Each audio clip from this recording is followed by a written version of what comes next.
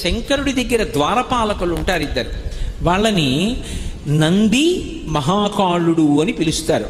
నంది మహాకాళ. నంది అని నేను అన్నప్పుడు నిన్నటి రోజున మీతో నేను మనవి చేశానే నందీశ్వరుడు. ఆ నందీశ్వరుడు కాదు, పరమశివుని యొక్క ద్వారపాలకులైనటువంటి నంది మహాకాళులు ఇద్దరు వేరు. ఈ నంది మహాకాళులది కలిపి ఒక్కటే గాథ. ఆ నంది ఒకప్పుడు అవంతిపురంలో ఉండేవాడు. ఆయన జన్మతః వైశ్యుడు, కానీ అపారమైనటువంటి శివభక్తి తత్పరుడు. చాలా గొప్ప ద్రవ్యాన్ని ఆర్జించాడు.